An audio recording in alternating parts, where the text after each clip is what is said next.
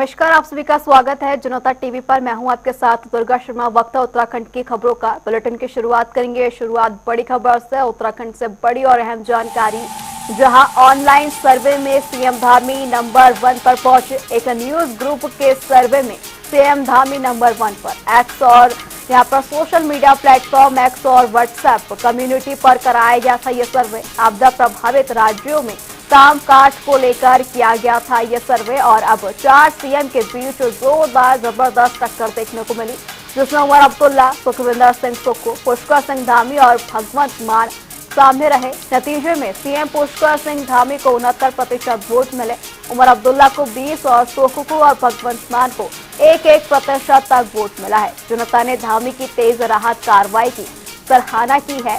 राहत आपदा कार्य को लेकर 4 राज्यों के सीएम के बीच सर्वे कराया गया, जिसमें सोशल मीडिया प्लेटफॉर्म एक्स और व्हाट्सएप के जरिए कम्युनिटी पोस्ट के जरिए यह सर्वे किया गया। आपदा प्रभावित राज्यों में कामकाज को लेकर यह सर्वे था, जिनमें की 4 राज्यों के सीएम की टक्कर हुई और मुख्यमंत्री धामी को नंबर 1 पर इस सर्वे में पाया गया है। इसी खबर पर ज्यादा जानकारी के लिए हमारे साथ असरार जुड़ चुके हैं। असरार, जिस तरीके से हम देख रहे हैं कि सोशल मीडिया प्लेटफॉर्म आज के टाइम पे काफी ज्यादा यहाँ पर एक्टिव नजर आता है और उसी में युवाओं के बीच 4 मंत्रियों को लेकर आपदा राहत कार्यों के बीच सर्वे कराया गया, जिसमें धामी सरकार को नंबर 1 पर पहुंचाया गया। क्या कुछ अपडेट खबर को लेकर? जी बिल्कुल, मैं बताना चाह रहा हूँ कि ऑनलाइन सर्वे के माध्यम से यदि बात करें तो ऑनलाइन सर्वे के माध्यम में जनता की पहली पसंद मुख्यमंत्री पुष्कर सिंह धामी बने हैं।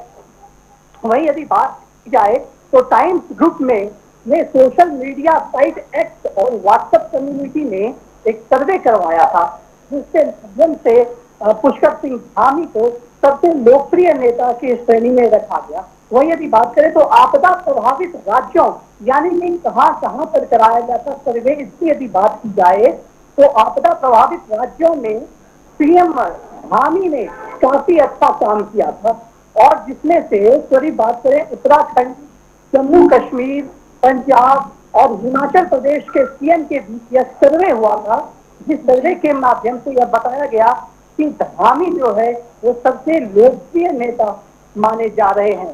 क्योंकि यदि बात करें कि देश के आपदा प्रभावित राज्यों के मुख्यमंत्रियों के कामकाज यानी कि जिस स्टेट के मुख्यमंत्री ने आपदा प्रभावित क्षेत्रों का दौरा करके वहां पर राहत सामग्री की त्वरित कार्रवाई करवाई, उसी को लेकर के यह एक सर्वे कराया गया था, जिसमें पुष्कर सिंह धामी ने शीर्ष स्थान हासिल किया है। तो वही यदि बात करें टाइम्स, ये बात करें नव भारत टाइम्स ने हाल ही में जो ऑनलाइन एक सर्वे कराया था, सवाल आपदा प्रभावित राज्यों में सबसे बेहतर काम करने वाले मुख्यमंत्री कौन। इस सर्वे में 4 नाम शामिल थे। पहला उमर अब्दुल्ला, सुखविंदर सिंह सुक्खू, पुष्कर सिंह धामी और भगवंत मान।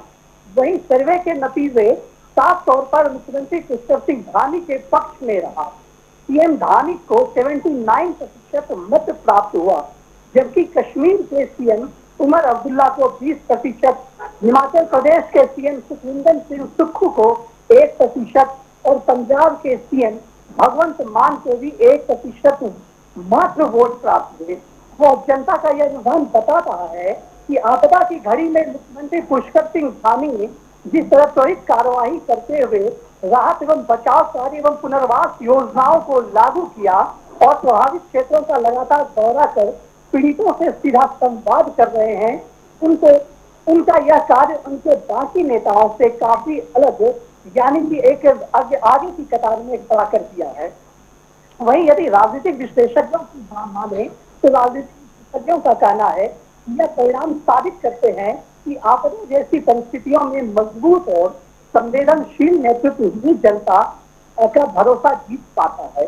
वही मुख्यमंत्री पुष्कर सिंह धामी की बढ़ती लोकप्रियता, उनकी प्रशासनिक सक्रियता, समय पर लिए गए फैसले और जमीनी जुड़ाव का ही यह परिणाम कि मुख्यमंत्री पुष्कर सिंह धामी जिस प्रकार से फैसला ले रहे हैं, मुख्यमंत्री पुष्कर सिंह धामी जिस प्रकार से निर्णय लेते हैं, एक युवा मुख्यमंत्री है, एक युवा मुख्यमंत्री के तर्ज पर जिस प्रकार से प्रदेश की सारी समस्याओं से वो दो चार होते हैं, यहाँ तक कि बाढ़ प्रभावित क्षेत्रों का वो निरीक्षण करते हैं, यदि बात की जाए तो इस बार जो धराली में आपदा आई थी तो उस समय मुख्यमंत्री पुष्कर सिंह धामी प्रदेश से बाहर थे, लेकिन उन्हें जैसे इस बात की जानकारी मिली जी। वो तुरंत प्रदेश में आ गए और उसके बाद वहां पर राहत और बचाव कार्य में जुट गए। तुरंत ही उन्होंने आपदा से मीटिंग भी लगा रखी थी और सबसे बड़ी बात है कि आपदा प्रभावित जिलों का वो लगातार दौरा करते जा रहे थे, हवाई सर्वेक्षण कर रहे थे। तो इन सभी चीजों से इन सभी चीजों का कार्य मुख्यमंत्री पुष्कर सिंह धामी को कहीं ना कहीं अलग करता है दूसरे राज्यों के मुख्यमंत्री से, उनकी सजगता। और दूसरी सबसे बड़ी बात है कि भाजपा ने जो मुख्यमंत्री पुष्कर सिंह धामी पर भरोसा दिखाया था कि मुख्यमंत्री पुष्कर सिंह धामी युवा मुख्यमंत्री हैं, काफी समझदार पढ़े लिखे मुख्यमंत्री हैं, तो जिस प्रकार से भरोसा दिलाया था उस भरोसे पर मुख्यमंत्री पुष्कर सिंह धामी बिल्कुल खरे उतरते जा रहे हैं और राज्य में सर्वे के आधार पर वो नंबर 1 मुख्यमंत्री, क्योंकि 4 राज्यों में जो सर्वे किया गया था उनमें से वो नंबर 1 मुख्यमंत्री के तर्ज पर नंबर 1 मुख्यमंत्री में शामिल हो गए। जी बिल्कुल यशराज, जिस तरीके से धराली में आपदा भी आई और उनका उत्तर प्रदेश का दौरा था, हालांकि घटना के बाद जैसे उन्हें जानकारी लगी वो प्रदेश वापस लौट आए। तमाम जानकारी के लिए आपका बहुत बहुत शुक्रिया।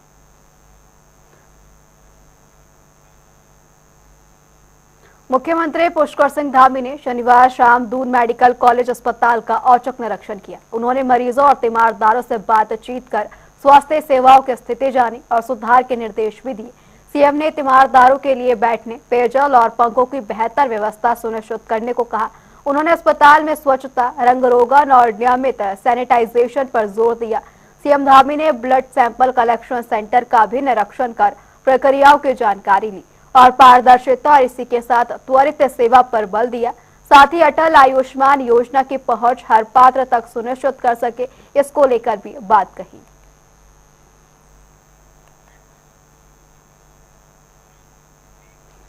यमुनोत्री क्षेत्र में हाईवे बंद होने से श्रद्धालु और स्थानीय लोग दोनों ही कठिनाइयों का सामना कर रहे हैं। बीजेपी प्रदेश मीडिया प्रभारी मनवीर सिंह चौहान ने इस समस्या को मुख्यमंत्री पुष्कर सिंह धामी के सामने रखा है।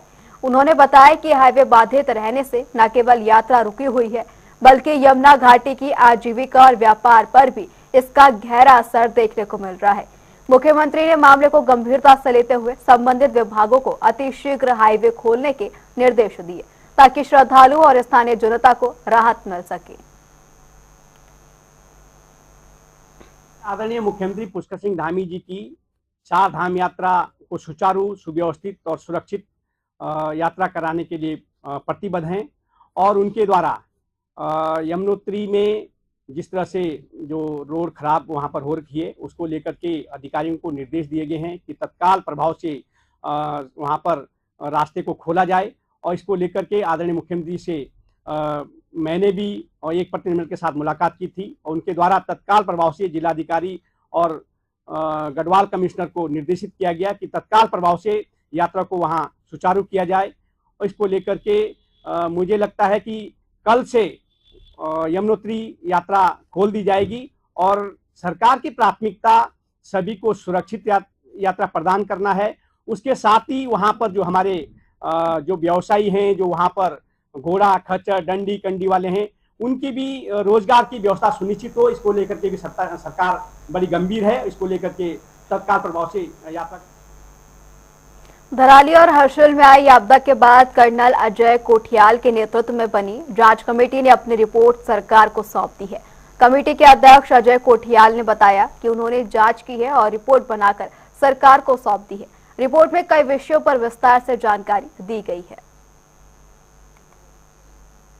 मेरे को सीएम साहब ने, धामी जी ने भेजा था अपना रिप्रेजेंटेटिव बना करके कि जाऊं और जाकर के पहले तो देखूं किस प्रकार के असर आ रखे हैं डिजास्टर के पूरी धराली घाटी में और हर्षिल घाटी में, और उसके बाद में आगे हमें क्या प्रोसेस करनी चाहिए।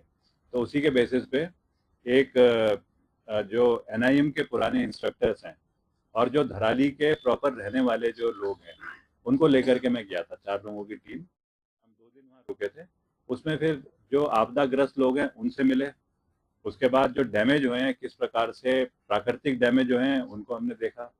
उसके बाद में वहाँ पे किस प्रकार से एजेंसीज काम कर रही हैं, जो कि इनिशियली तो रेस्क्यू है और उसके बाद में रिहेबिलिटेशन की प्रोसेस में जाएं, उसको देख करके और फिर डैमेज जो हो रखे हैं, प्राकृतिक के डैमेज, उससे कहाँ कहाँ पे असर आ रखा है। जैसे किसी जगह में झील बन गई, किसी जगह में सड़कें ऐसी टूट रही हैं कि वो पहाड़ ना बार बार नीचे आ रहे हैं जब जब सड़कों का दोबारा रिकंस्ट्रक्शन हो रहा है।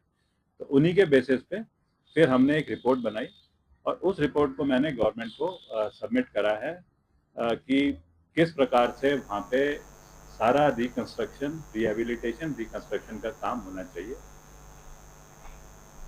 तो वहीं उत्तराखंड में विपक्षी दलों के नेताओं की पोस्ट से नया विवाद खड़ा हो गया है। सोशल मीडिया पर नेपाल जैसा आंदोलन होने की चेतावनी साझा की जा रही है। इस पर बीजेपी प्रवक्ता विपिन कैंथोला ने विपक्ष को घेरते हुए इसे घृणित मानसिकता बताया। उन्होंने कहा कि केंद्र और राज्य सरकार बेहतर काम कर रही है, जिसे जनता का समर्थन भी मिल रहा है। प्रवक्ता ने साफ किया है कि सोशल मीडिया पर एजेंसियों की पैनी नजर है और माहौल खराब करने वालों पर सख्त कार्रवाई की जाएगी।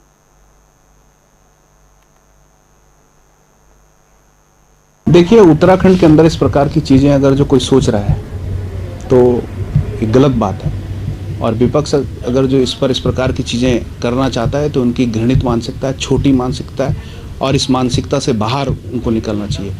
इस देश के अंदर, इस प्रदेश के अंदर तमाम युवा जो हैं वो जागरूक हैं, सब जानते हैं कि किस प्रकार का काम उत्तराखंड की अंदर सरकारें कर रही हैं, किस प्रकार का काम केंद्र की सरकार कर रही है। इसलिए कई बार इस प्रकार के टूल किट जो है विपक्ष चलाता रहता है, लेकिन उनको मुंह तोड़ जवाब इस देश की जनता देती है, इस देश के युवा देते हैं, इस देश की मातृशक्ति देती है। हमको अपनी देश की जनता पर, अपने राज्य की जनता पर भरोसा है, और जो दल नेपाल के एंगल को उत्तराखंड के बारे में अगर जो सोच रहे हैं तो ये गलत धारणा है, ये गलत मानसिकता है। हमारी सरकार चाकचौबंद है, हमारी सरकार तमाम चीज़ों पर गहराई से देख रही है और तमाम चीज़ों पर सरकार की नजर है। हरिद्वार के शिवालिक नगर की पॉश कॉलोनी में मॉर्निंग वॉक पर निकली महिला से बाइक सवार बदमाशों ने चेन स्नैचिंग की। घटना लीलावती हॉस्पिटल के पास की बताई जा रही है। हालांकि पूरी वारदात सीसीटीवी कैमरे में कैद हो चुकी है। रानीपुर कोतवाली क्षेत्र में दिन दहाड़े हुई इस वारदात से लोगों में दहशत है।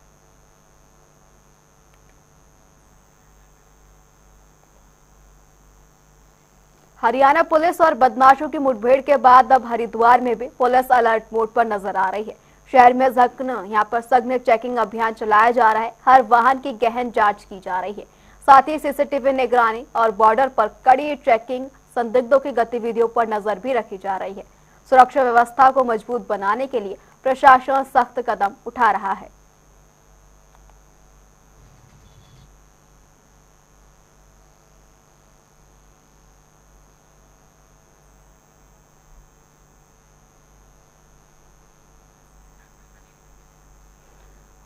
हरिद्वार में शहर में सघन चेकिंग अभियान चलाया जा रहा है, जिस बीच हर गाड़ी की गहन जांच की जा रही है। बॉर्डर पर ये कड़ी निगरानी रखी जा रही है। सुरक्षा व्यवस्था को देखते हुए ये सारे पुख्ता इंतजाम हरिद्वार में किए जा रहे हैं। सभी बॉर्डरों पर सघन चेकिंग अभियान भी चलाया जा रहा है।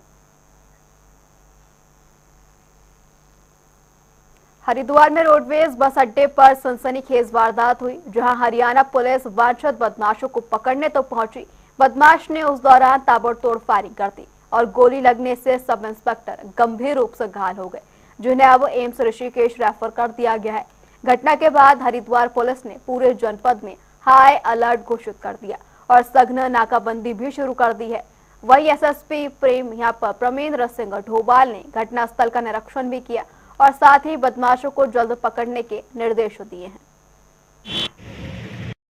जनपद जींद हरियाणा से वहाँ की पुलिस अपने वांछित को तलाश करते हुए हरिद्वार तक पीछा कर रही थी। बदमाश की सूचना उन्हें बस स्टैंड के आसपास मिली, जिस पर उनके द्वारा अपने बदमाश को पकड़ने का प्रयास किया गया। बदमाश द्वारा की गई फायरिंग में जो निरीक्षक घायल हुए, उनकी गोली लगी। उनको तत्काल स्थानीय पुलिस की सूचना मिलने पर स्थानीय पुलिस द्वारा और उनके पुलिस के जो जवान थे साथ में महिला हॉस्पिटल ले गए, जहाँ से उनकी स्थिति को देखते हुए उन्हें एम्स हॉस्पिटल रवाना। देहरादून में दून पुलिस को ऑपरेशन कालनेमी के तहत बड़ी सफलता मिली है। रानी पोखरी थाना पुलिस ने 2 ढोंगी बाबाओं को गिरफ्तार किया है, जिन्होंने महिलाओं को मौत का डर दिखाकर ठगी की थी। पुलिस ने आरोपियों से नकदी, कान की बालियां और बाइक बरामद कर ली है। बता दें कि सीएम धामी के निर्देश पर चल रहे इस अभियान में अब तक 14 से भी ज्यादा ढोंगी बाबाओं के यहां पर उन्हें पकड़ा गया है।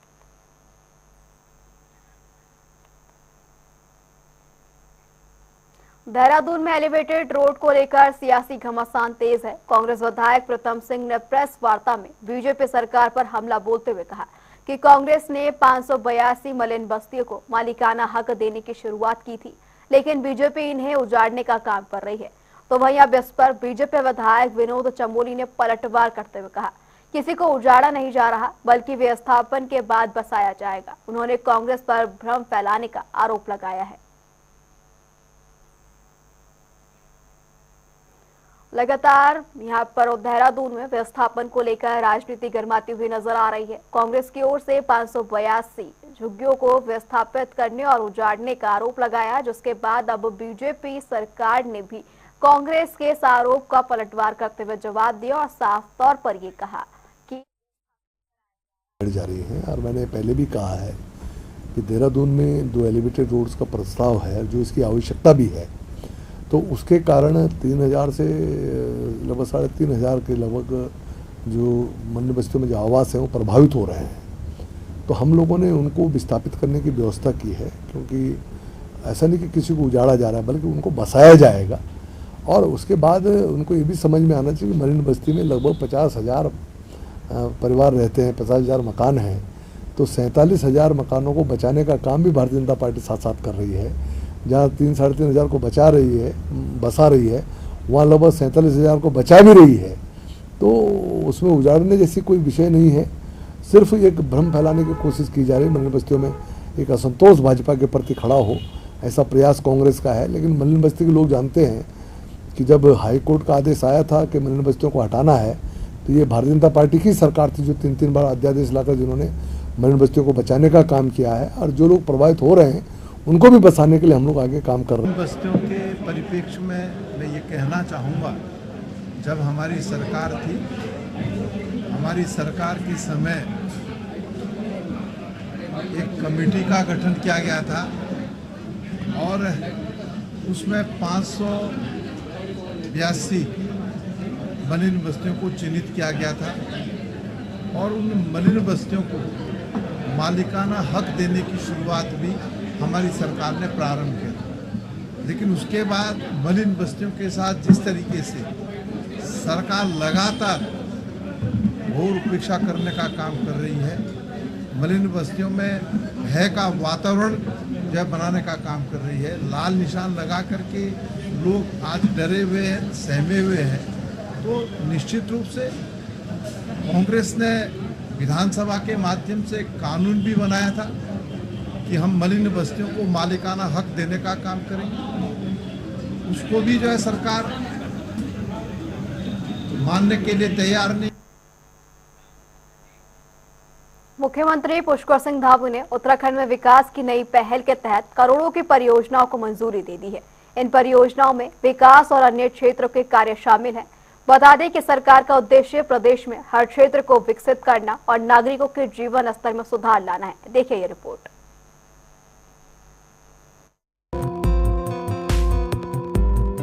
मुख्यमंत्री पुष्कर सिंह धामी के नेतृत्व में उत्तराखंड लगातार नई ऊंचाइयां छू रहा है। वहीं इसी क्रम में धामी सरकार ने प्रदेश में विकास की गति बढ़ाने के लिए महत्वपूर्ण निर्णय लिया है, जिसमें उन्होंने कुल 146.19 करोड़ रुपए की कई परियोजनाओं को मंजूरी दी है, जिसमें सड़क, पेयजल, शिक्षा समेत कई क्षेत्रों की योजनाएं शामिल हैं। इन निवेशों से न केवल बुनियादी ढांचे में सुधार होगा, बल्कि आम जनता की जीवन गुणवत्ता में भी वृद्धि होगी। ग्राफिक्स के जरिए विस्तार से समझते हैं ये योजनाएं। उत्तराखंड को धामी सरकार का तोहफा, 146.19 करोड़ की विकास परियोजनाएं मंजूर। सड़क चौड़ीकरण कार्य नैनीताल कालाडूंगी 3.81 करोड़ रुपए। पेयजल पंपिंग योजना बागेश्वर बोड़ी धूरा फाट 4.73 करोड़ रुपए। अभियोजन विभाग भवन हरिद्वार रोशनाबाद 7.07 करोड़ रुपए। 40% धनराशि प्रथम किस्त अभियोजन भवन निर्माण के लिए जारी। कुंभ मेला 2027 113 करोड़ रुपए स्वीकृत। वित्त वर्ष टोकन राशि 10 करोड़ रुपए। पेयजल और सोलर ग्रिड योजनाएं। उत्तराखंड जल संस्थान 3 योजनाएं, लागत 9.22 करोड़। उत्तराखंड पेयजल निगम 17 योजनाएं, लागत 8.36 करोड़। कुल स्वीकृति 17.58 करोड़ नाबार्ड के अंतर्गत। आपको बता दें कि सीएम धामी ने अधिकारियों को निर्देश दिए हैं कि ये परियोजनाएं समयबद्ध तरीके से पूरी हों, जिससे विकास के इस नए चरण से प्रदेश में रोजगार, शिक्षा, बुनियादी सुविधाओं में सुधार के साथ साथ आर्थिक गतिविधियों में भी तेजी आए। वहीं आगामी कुंभ मेले को लेकर भी सीएम ने श्रद्धालुओं के लिए विशेष सुविधाओं के इंतजाम करने के निर्देश दिए हैं।